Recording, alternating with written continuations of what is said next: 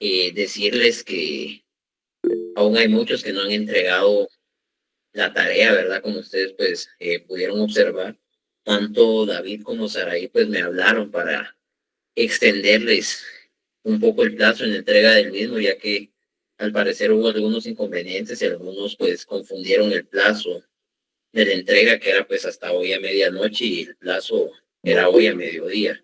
Sin embargo, pues atendiendo a la solicitud de ambos auxiliares, se corrió el plazo hasta las 9 de la noche. Eso sí, si no lo envían de aquí a las 9 de la noche, entonces ya no se les va a aceptar el mismo, ¿verdad? Y también realmente va a ser por esta única vez que vamos a aceptar estos trabajos fuera del tiempo estipulado, porque realmente se dio el tiempo suficiente para que pues se pudiera realizar el mismo, ¿verdad? Los que lo hicieron, pues omitan estas palabras, ¿verdad? Ya empezaremos a calificar a partir de mañana estos laboratorios, ¿verdad? Entonces, esperen, esperen sus notas, al menos en relación a esto, de aquí al lunes ya tener la nota tanto de ese laboratorio como la nota del examen que vamos a realizar el día viernes, ¿verdad? Vamos a tener las notas pues bastante rápido.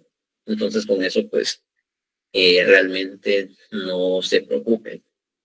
Ya dejando pues estos anuncios de lado, vamos a iniciar propiamente con la clase que tenemos preparada para el día de hoy.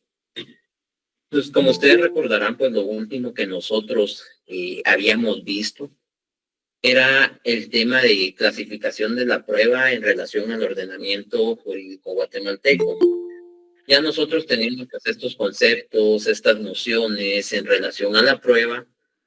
Nos compete tocar ahora el tema del objeto de la prueba, ¿verdad? Con eso es lo que vamos a iniciar el día de hoy.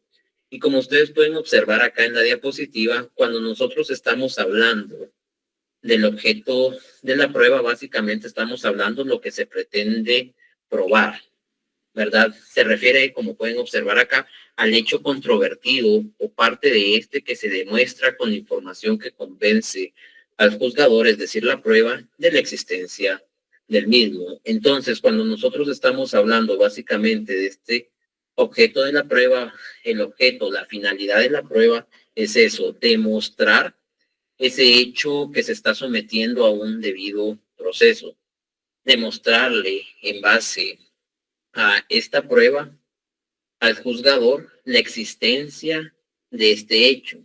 Esto, por supuesto, si lo miramos desde el punto de vista de la carga de la prueba del Ministerio Público, si lo viéramos desde otro punto de vista que sería del imputado, sería demostrar la no existencia del hecho que está sometido a un debido proceso. Entonces, básicamente a eso nos referimos nosotros con el objeto de la prueba, ¿verdad?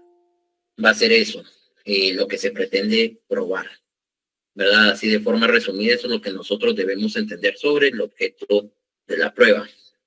Como ustedes pueden observar acá, siempre en este tema del objeto de la prueba, se nos establece que se deben probar únicamente aquellos hechos que son controvertidos, ya sea que sean hechos físicos, naturales o humanos, pero que realmente son controvertidos. Y nosotros no vamos a probar aquellos hechos que van a ser aceptados por las partes o los hechos notorios o evidentes que están exentos de prueba. Para este tema de los hechos notorios, no sé si ustedes se recuerdan dónde se encuentra regulado el tema de los hechos notorios en su Código Procesal Penal. Alguien que se recuerde dónde encontramos nosotros este tema de los hechos notorios y que podamos leer qué es lo que se nos establece en relación al tema de los hechos notorios. Alguien que lo tenga ahí a la mano, alguien que se recuerde dónde es que nosotros encontramos regulados los hechos notorios. Alguien que recuerde, a ver quién se recuerda dónde tenemos nosotros esos hechos notorios. ¿Dónde lo tenemos? Licenciado, el artículo 184 del Código Procesal Penal. Así es. ¿Puede darle lectura, por favor? Con gusto, licenciado. Artículo 184, hecho notorio. Cuando se postule un hecho como notorio, el tribunal con el acuerdo de todas las partes, pueden prescindir de la prueba ofrecida para demostrarlo, declarándolo comprobado. El tribunal puede, de oficio, provocar el acuerdo. Muchas gracias, Rubén. Entonces, como ustedes pueden observar en este artículo 184, acá tenemos el fundamento de que esos hechos notorios no se deben demostrar, pero por supuesto, para que estos hechos notorios no se demuestren, qué es lo que nos establece este artículo, que deben de estar de acuerdo todas las partes, y cuando las partes ya se encuentran de acuerdo, se va a prescindir de esa prueba que en su momento se había pues ofrecido, ya no se va a diligenciar la misma porque realmente el hecho es notorio. Esto lo tenemos también por el tema de la celeridad del proceso. ¿Para qué vamos nosotros a demostrar algo que claramente ya es evidente, que ya es un hecho notorio, es derivado de esto, que realmente nosotros no debemos probar los hechos notorios, ¿verdad? Pero sí tenemos que tener en cuenta que para que esto se dé o se lleve a cabo es necesario que las partes estén de acuerdo, de lo contrario, pues no se pudiera realizar, ¿verdad? La ley nos establece este requisito necesario o indispensable para que ya no se prueben estos hechos notorios. Ahora bien, siguiendo este orden de ideas y saliendo ya del objeto de la prueba, otro tema que compete es el tema del medio de prueba y la fuente de prueba, que son dos situaciones que van íntimamente relacionadas, ¿verdad? Y cuando nosotros estamos hablando de un medio de prueba, vamos a establecer que se refiere a esa actividad que va a realizar el juez, las partes o los terceros durante el desarrollo del proceso. Eso es lo que debemos entender nosotros como medio de prueba, esa actividad que va a llevar a cabo tanto el juez como las partes dentro del proceso. Ahora bien, cuando nosotros hablamos del tema de la fuente de prueba, ahora van a ver por qué es que van íntimamente relacionados.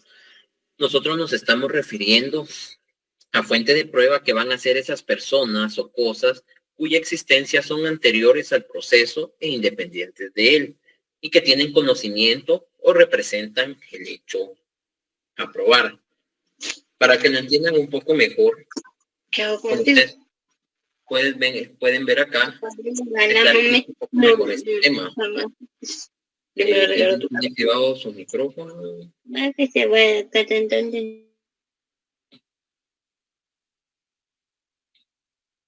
Bueno, les decía que para que ustedes puedan entender o clarificar un poco mejor este tema de los medios y las fuentes de prueba, nosotros vamos a establecer que los medios de prueba van a ser los procedimientos que la ley va a señalar para poder incorporar a las pruebas esas fuentes de prueba pertinentes. En otras palabras, esos medios de prueba se refieren a ese proceso que nos establece la propia norma para la incorporación de las fuentes de prueba. Entonces nosotros debemos entender a esas fuentes de prueba básicamente, por ejemplo, cuando estamos hablando de una prueba testimonial, estamos hablando del testimonio de esa persona. Esa fuente de prueba va a ser esa persona que va a prestar su testimonio. Por eso nosotros establecíamos o se establecía en la diapositiva anterior en relación al tema de las fuentes de prueba que van a ser esas personas o cosas cuya existencia son anteriores al proceso e independientes de él, porque, por ejemplo, cuando hablamos nosotros del testimonio, la persona ya existía antes de que se sometiera pues esa situación a un debido proceso. La persona es independiente a ese proceso. Por eso establecemos de que es una fuente de prueba. La persona como tal va a ser esa fuente de prueba porque su existencia es inherente, no depende del proceso para que la persona exista. A su vez también pasaría lo mismo con un tema de algún documento, alguna situación de ese tipo. Realmente la existencia de ese documento no va a depender del proceso, es decir, el documento, por ejemplo, no existe únicamente porque existe el proceso, y si el proceso no existiera, el documento no va a existir. Al contrario, aunque el procedimiento, aunque el proceso realmente ya no exista, el documento va a seguir existiendo. Entonces, nosotros debemos pues tener clara esta diferencia o tener bien claro qué es esta fuente de prueba y qué es ese medio de prueba. Y debemos entender entonces que el medio de prueba van va a ser eso, ese desarrollo, ese procedimiento que nos establece la ley para poder incorporar estas fuentes de prueba, que como repito, van a ser esas personas o cosas que realmente su existencia es independiente del proceso. Como les decía, pues tenemos esos dos claros ejemplos. Por ejemplo, cuando una persona pues presta el testimonio y cuando pues existe un documento, ¿verdad? En este caso, eso es lo que debemos entender nosotros entonces como medio de prueba y fuente de prueba. No debemos pues confundir ambos términos, que es algo que pues puede llegar a suceder, ¿verdad? Pregunto, antes de seguir avanzando, ¿entendieron bien este tema de los medios de prueba y las fuentes de prueba o queda alguna duda aún al respecto con relación a este tema? Antes de que pues prosigamos y vamos bien, proseguimos. Realmente la clase de hoy es algo corta, no nos queremos saturar pues demasiado. Por favor, Rosario. Tal vez si fuera tan amable de ponernos un poquito o otro ejemplo en cuanto a la diferencia en cuanto a medio de prueba y fuente de prueba. Perdone. Correcto. Bueno, retrotraigámonos acá. El tema del medio de prueba definíamos nosotros como esa actividad que va a desarrollar el juez, las partes o los terceros dentro del proceso. Y el tema de la fuente de prueba, decíamos nosotros que son esas personas o cosas cuya existencia son anteriores al proceso o independientes de él, que tienen conocimiento o representan el hecho a probar. A su vez, pues definíamos acá o establecíamos que los medios de prueba van a ser los procedimientos que la ley señala para poder incorporar al proceso las fuentes de prueba pertinentes. Entonces, nosotros, derivado de esta lectura, básicamente vamos a establecer que esos procedimientos que la ley nos establece y que llevan a cabo tanto el juez, las partes o los terceros que intervienen en un proceso, para poder incorporar la prueba es lo que nosotros debemos entender como medios de prueba. En contraposición tenemos las fuentes de prueba, que básicamente las fuentes de prueba van a ser esas personas o cosas que van a probar el hecho que está sometido a un proceso. Es decir, como ustedes podían observar en la diapositiva anterior, que van a tener conocimiento, en dado caso fuera pues una prueba testimonial, o van a representar el hecho a probar. Básicamente ahí es donde radica pues esa diferencia toral. El medio de prueba es ese procedimiento que lleva a cabo tanto el juez, las partes o los terceros que intervienen en el proceso, y las fuentes de prueba van a ser básicamente esas personas o cosas sobre las que recae ese hecho que se pretende probar. Por ejemplo, si se ocurrió el asesinato de una persona y existe un testigo, este testigo va a ser esa fuente de prueba, ya que sobre él va a recaer esa existencia, por decirlo de alguna manera, del hecho cometido, en este caso, pues un asesinato. A su vez, si habláramos de una cosa, la fuente de prueba pudiera ser el arma de fuego que se utilizó para producirle la muerte a una persona, para realizar ese asesinato. Ahí estaríamos nosotros delante de lo que es la fuente de prueba. Derivado que, pues, para empezar, encuadra acá, en este caso, si fuera un arma de fuego, es una cosa cuya existencia es anterior al proceso, independiente de él. Cuando nosotros decimos esto, nuevamente repito, realmente en este caso el arma de fuego ya existía y va a seguir existiendo a pesar que termine el proceso, esa arma de fuego existe. Entonces por eso decimos que es anterior al proceso y va a ser independiente de él, porque independientemente de lo que ocurra como tal en el proceso, esta arma de fuego va a seguir existiendo, ¿verdad? Y en este caso va a representar el hecho a probar, va a representar que con esa arma pues se cometió el hecho delictivo, ¿verdad? No sé si queda un poco más clara ahora esa situación, Claro. Rosario. Sí, todo muy claro, muchas gracias. Excelente. No sé si alguien más tiene alguna otra duda antes que pasemos al tema de la actividad probatoria. Licenciado, buenas noches. Un video también puede ser una fuente, ¿verdad? Sí, por supuesto. Okay. Va a representar ese hecho, ¿verdad? Me entendió muy bien el punto. ¿Alguien más tiene alguna duda? Si ya quedamos, entonces iniciamos con el tema de la actividad probatoria. Miriam, no sé si se le activó el micrófono o tiene alguna duda.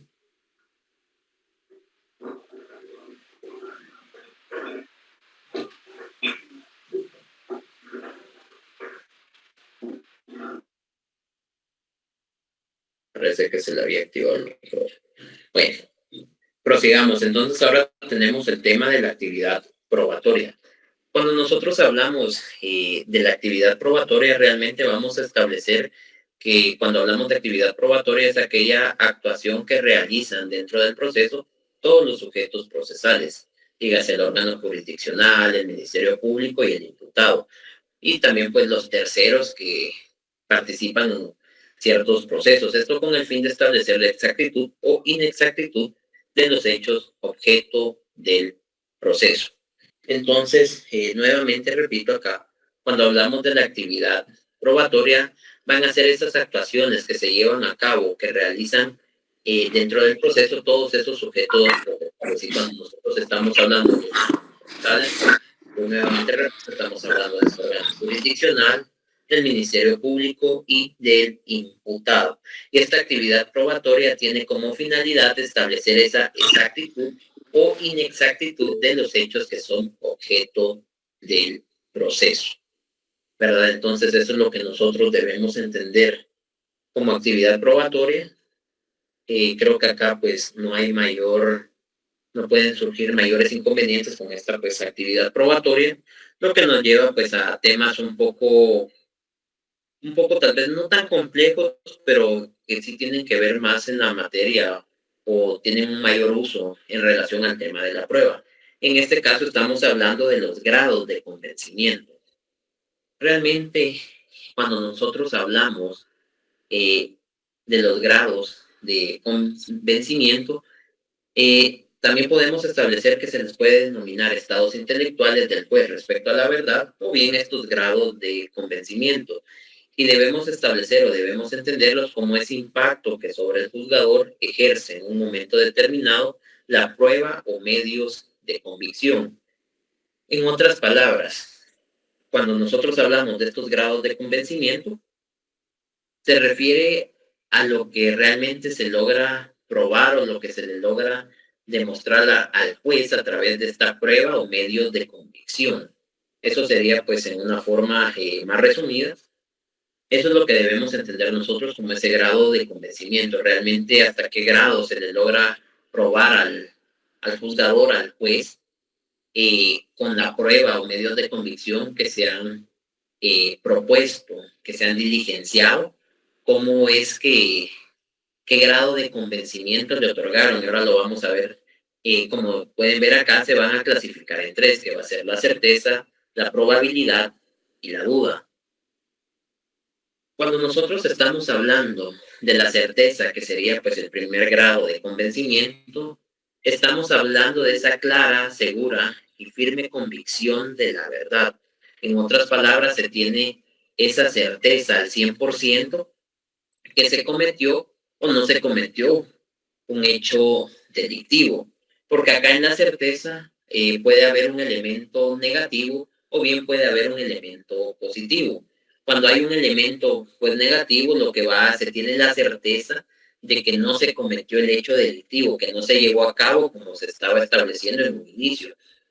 Y cuando por el contrario tenemos ese elemento positivo, se tiene esa certeza de que sí se llevó a cabo el hecho delictivo tal y como pues se está estableciendo o se están estableciendo según los medios de prueba que se aportaron al proceso.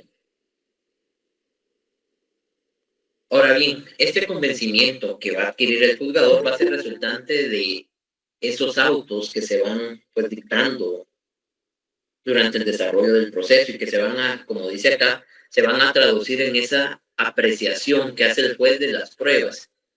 Y en este caso la certeza va a ser ese grado máximo de creencia.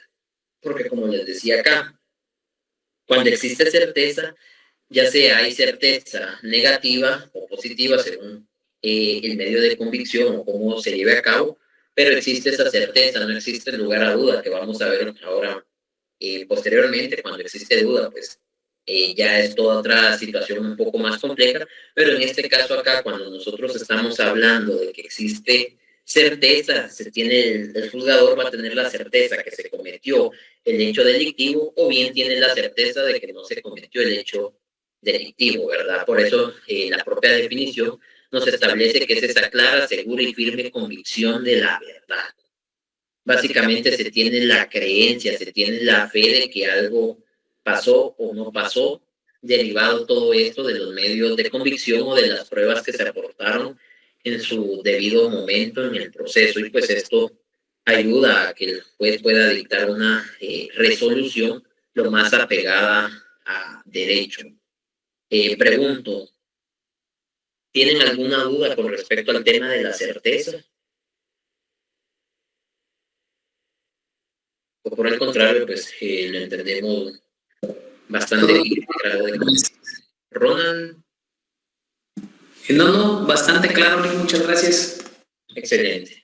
Entonces, como les digo, realmente en un mundo pues ideal y bastante utópico realmente, siempre que se somete a cabo, se da un debido proceso, realmente este es el grado de convencimiento que debería de existir, ¿verdad? Realmente es la certeza, el grado de convencimiento que se busca y que incluso pues es el ideal, el que debería de existir. Sin embargo, pues como vamos a ver acá, realmente opera más en este otro grado de convencimiento que vendría a ser la probabilidad. Y realmente cuando nosotros estamos hablando de probabilidad, vamos a establecer que va a haber probabilidad cuando dentro de un proceso van a coexistir elementos probatorios, tanto positivos como negativos, pero uno de los dos grupos va a predominar. Si ustedes lo quieren ver en un tema de probabilidades, hay un 60-40, ¿verdad? Existe un 60% de elementos probatorios positivos, por ejemplo, que nos están estableciendo que realmente se cometió de esa manera el hecho delictivo.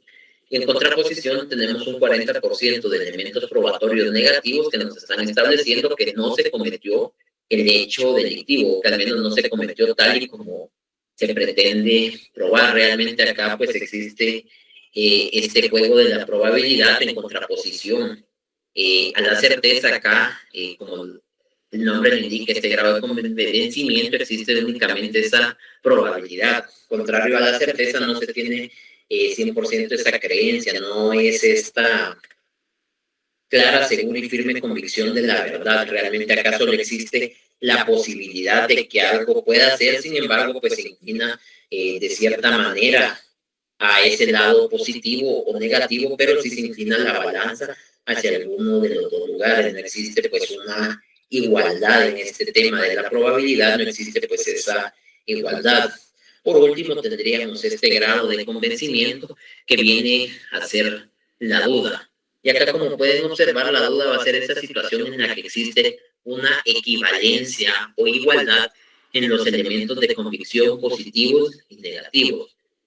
En contraposición a lo que nosotros hablábamos aquí de la probabilidad, que como ustedes pueden observar, existen realmente esos elementos positivos y negativos, pero va a predominar uno de esos dos grupos.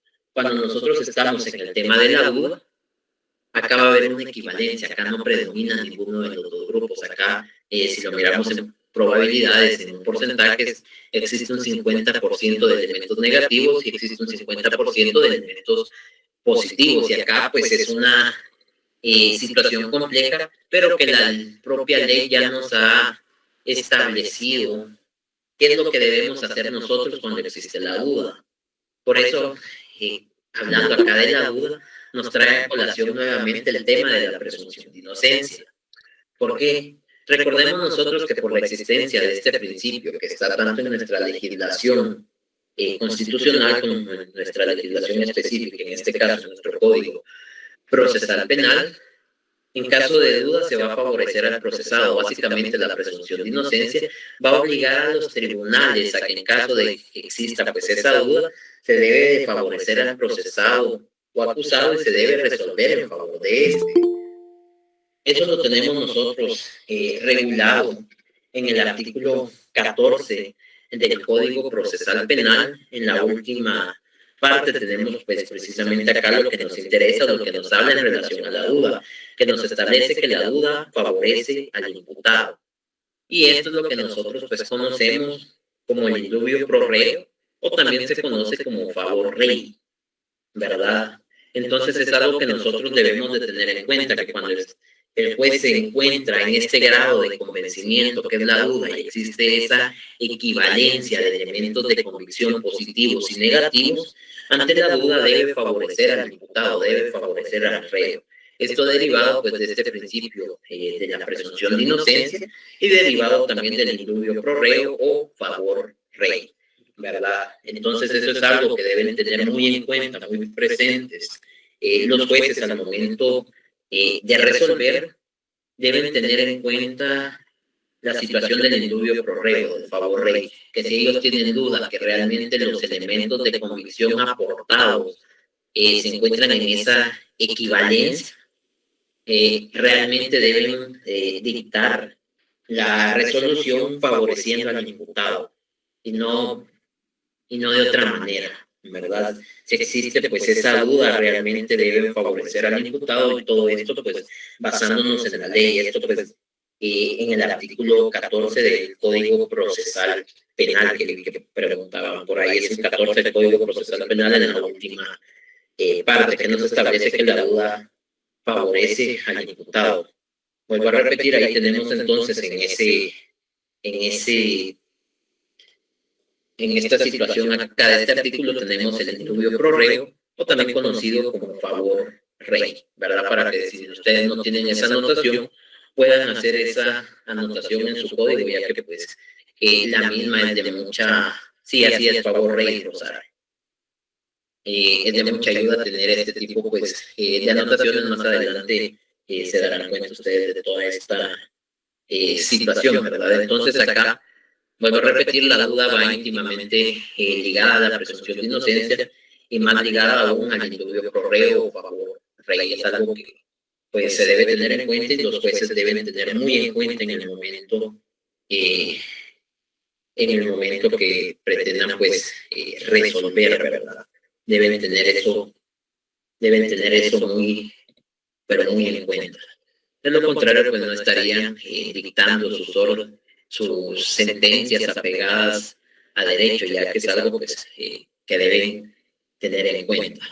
Dictar sus órdenes lo más apegadas a derecho, lo más justas posibles, y en este caso pues deben, todo este tipo de situaciones las deben de tomar en cuenta al momento de dictar sentencias. Este es un proceso que llevan a cabo pues, los jueces en este caso, de hacer este ejercicio mental, de ver el grado de convencimiento al cual ellos pues, han llegado derivado de las pruebas que se han diligenciado durante el proceso y derivado de esto poder dictar una sentencia lo más apegada a derecho y lo más justa posible. Ya para terminar, el día de hoy pues tendríamos el tema del quantum probatorio. Acá cuando nosotros hablamos del quantum probatorio, también vamos a establecer que se le conoce como peso de la prueba o grado de la prueba. Y se va a referir a ese grado de convencimiento que el juzgador debe de adquirir en base al material probatorio que se cuenta dentro del proceso para poder fundamentar una decisión apegada a derecho. Como ustedes pueden ver, entonces acá este peso de la prueba o grado de prueba va íntimamente ligado a este grado del convencimiento. No podemos hablar de un quantum probatorio si no hablamos nosotros de un grado de convencimiento.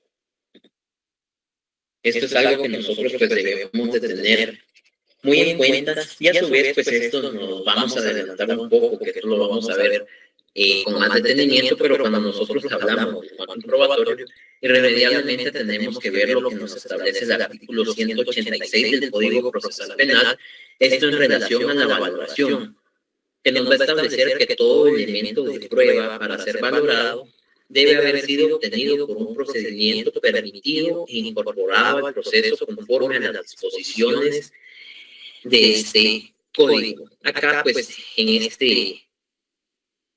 este pedazo del artículo, por decirlo de alguna manera, en esta parte del artículo, tenemos nosotros acá lo que sería la teoría del fruto del árbol envenenado, que como ustedes recordarán, nos va a establecer que realmente los medios de prueba para poder ser utilizados deben ser obtenidos siguiendo los procedimientos legales. Si se obtiene un medio de prueba, si se obtiene una prueba sin seguir los medios legales, sin seguir la normativa, estaríamos ante una prueba que realmente primero va a ser inadmisible, que en este caso, para esta teoría del fruto del árbol envenenado, estamos ante un fruto básicamente envenenado y todo lo que de ella se quiere conseguir realmente no va a ser admisible. Entonces, esto para que lo tengan en cuenta, esto lo tenemos acá pues, en esta parte del artículo 186, sería acá en este primer párrafo, y luego nos sigue estableciendo este artículo. Los elementos de pruebas incorporados se valorarán conforme al sistema de la sana crítica razonada, no pudiendo someterse a otras limitaciones legales que no sean las expresamente previstas en este código. Y cuando nosotros hablamos del tema de la sana crítica razonada, esto lo encontramos mejor explicado en el artículo 385 de nuestro Código Procesal Penal. Y realmente, ¿qué es lo que nos va a establecer el artículo 385 en relación a la sana crítica? Nos establece en relación a la sana crítica que para la deliberación y votación, el tribunal apreciará la prueba según las reglas de la sana crítica razonada y resolverá por mayoría de votos. La decisión versará sobre la absolución o la condena. Si se hubiera ejercido la acción civil, declarará procedente o sin lugar la demanda en la forma que corresponda. Acá pues es importante agregar que cuando se refiere a estas reglas de la sana crítica razonada, básicamente el juez debe tomar en cuenta la lógica, la experiencia y aplicar la psicología. Básicamente, estas son las tres situaciones que debe de aplicar el juez, esos procesos mentales que debe de tener para el tema de la valoración de la prueba, utilizando pues esta sana crítica razonada. Acá pues sí tiene mucho que ver esa lógica, esa experiencia que han ido adquiriendo los jueces durante el transcurso o desarrollo de su función judicial, y es derivado de esto que van a poder llevar a cabo esta valoración de la prueba. Entonces, repito, nosotros debemos pues, tener relacionado tanto este artículo 186 con el artículo 385 que nos viene a explicar de mejor manera el tema de la sana crítica razonada, ¿verdad? Entonces, eso es algo que nosotros debemos tener en cuenta. Pregunto, no sé si hasta el momento tienen alguna duda, si quedó claro todo el tema pues, de estos grados del convencimiento. Como repito acá, estos grados del convencimiento pues es una situación muy importante para lo que nosotros estamos viendo para el desarrollo de este curso que es derecho probatorio, ¿verdad? Ya que como podemos observar acá, realmente esto es lo que nosotros debemos como derecho probatorio, este derecho evidenciario en este tema de la prueba. Esto es lo que debemos buscar nosotros siempre, buscar llegar a ese grado de convencimiento del juez de la certeza. Si nosotros llegamos a este grado de convencimiento, pues siempre van a ser favorables o vamos a saber cómo es que va a dictaminar el juez. Contrario al censo, si nos quedamos en este grado de convencimiento, pues la probabilidad, ya que acá pues existe esa situación de que no vamos a saber hasta qué punto que esa probabilidad, qué fue lo que más le probamos, se le probó al juez y lo que nosotros necesitábamos, o por el contrario, por ejemplo, el Ministerio Público logró probar más y se va a conseguir una sentencia condenatoria, contrario a lo que nosotros queremos, que en este caso sería pues, una sentencia absolutoria. Y sabemos de que si pues, llegamos solo a este grado de convencimiento, que sería la duda, realmente acá el juez está obligado a aplicar la presunción de inocencia, ya que la propia ley expresamente nos establece que ante la duda se va a favorecer al reo, ¿verdad? Entonces, estos son situaciones, son temas que nosotros debemos tener bastante claros, son temas que por supuesto van a ser objeto de este examen que vamos a tener ya nosotros el día viernes. Entonces, también para que puedan ir estudiando, ¿verdad? No se confíen que a veces pues, estos temas se pueden mezclar en el momento ya de realizar el examen el día viernes, pues se pueden confundir y esto les puede ocasionar situaciones que hagan que no anoten lo que ustedes bien saben. Entonces pregunto, hasta el momento, ¿tienen alguna duda en relación a los temas que hemos visto el día de hoy? Licenciado, solo una consulta, ¿cómo son sus exámenes? ¿Cómo evalúa usted? me imagino que me pregunta en relación a la estructura misma del examen, si son preguntas directas. Miren, yo les seré honesto, el día de hoy es que se realizará su examen, ¿verdad? El día de hoy estaré realizando, pues, al finalizar la clase estaré realizando el examen. De momento serían 3 series. Una serie seguramente sea de opción múltiple, una serie de falso y verdadero, pero también habría una serie de preguntas directas, ¿verdad? Tentativamente, así sería la estructura del examen. Igual la misma, seguramente si no lo hablamos mañana, lo estaríamos hablando el día miércoles, ¿verdad? Entonces, por eso no se preocupen si les voy a decir pues antes para que ustedes también se puedan preparar cuál va a ser la estructura propia del examen. Realmente algo que sí quiero que quede pues, bastante claro es que en relación al examen únicamente se va a evaluar los conocimientos que nosotros hemos estado impartiendo durante el desarrollo del curso, es decir, se va a evaluar lo que está tanto en sus diapositivas y lo que no está en sus diapositivas.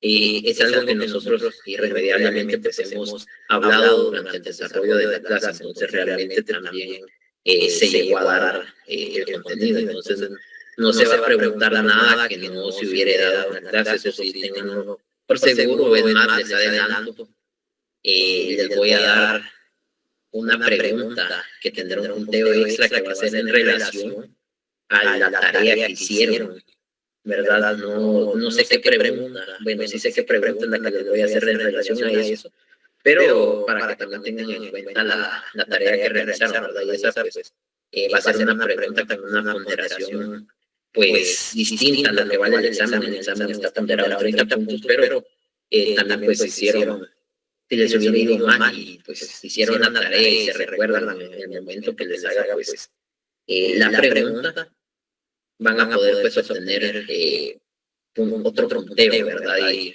poder pues elevar en su momento, si no les fue también en el examen y les va bien esa pregunta, van a poder obtener pues un poco más de puntos, ¿verdad? Como les dije al inicio, realmente la intención acá pues es que aprendan, la intención no es perjudicarlos, entonces pues atendiendo a eso también es que vamos a realizar eso en el examen, ¿verdad? Pero como les repito, con relación al examen vamos a estar hablando de eso más adelante. Si no lo hablamos mañana, lo estaremos hablando el día miércoles, pero de eso no se preocupen. Veo que tengo un par de manos levantadas. Manuel de Jesús Contreras, por favor. Muy buenas noches, licenciado. Solo con una molestia. Dígame. Viera que yo mando mi trabajo, pero como mi teléfono ya tiene sus añitos, también ya tenemos muy poco espacio. Al profesional PDF, pues prácticamente no lo pude ordenar. No sé si... vi que me mandó un mensaje, al privado, no se preocupe, ¿verdad? No se preocupe. Está bien, no se preocupe. Soyla, por favor. Buenas noches, licenciado. Una molestia, ¿el examen es presencial o va a ser? Sí, el examen es presencial. En el momento que ustedes se asignaron, ahí pues se establecía de que las clases son virtuales y los exámenes son presenciales. Nuestro examen está calendarizado para el viernes. ¿Verdad? A las 6, ¿verdad, licenciado? ¿En qué horario? En el horario del curso, en este caso es a las 6 de la tarde. ¿Verdad? Igual de todo eso vamos a hablar ya cuando nos asignen salones y todo, pues se les hará llegar la información, por eso no se preocupen, ¿verdad? Pero sí tengan en cuenta que el examen pues, es presencial, ¿verdad? Alejandro Ovalle, por favor. Sí, licenciado, buenas noches. Solo con una pequeña duda. ¿En el contenido del examen viene hasta el día de hoy o hasta lo que veremos el miércoles? Hasta lo que veremos el día jueves. ¿El día jueves? Hasta lo que veremos el día jueves. Okay. Igual si ustedes se pueden dar cuenta, pues hoy tampoco quise avanzar demasiado. Si nosotros quisiéramos pues, avanzar más, hablaríamos de más temas, pero tampoco los quiero perjudicar metiendo pues, bastante contenido ya.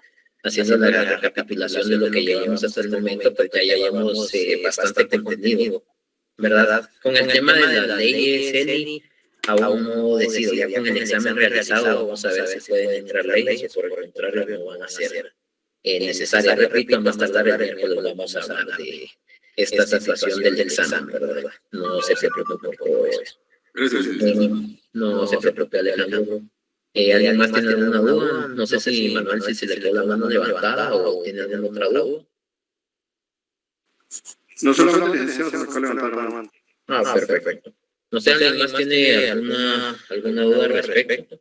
Ya ahora pues al finalizar la clase se pasarán las diapositivas utilizadas al día de hoy. Tampoco se preocupen por esa situación. Entonces, si no tienen ninguna duda, realmente acá estaríamos finalizando la clase del día de hoy. Nosotros espero pues el día de mañana, que pasen una feliz noche, nos vemos el día de mañana para otra clase. Muchas gracias. Feliz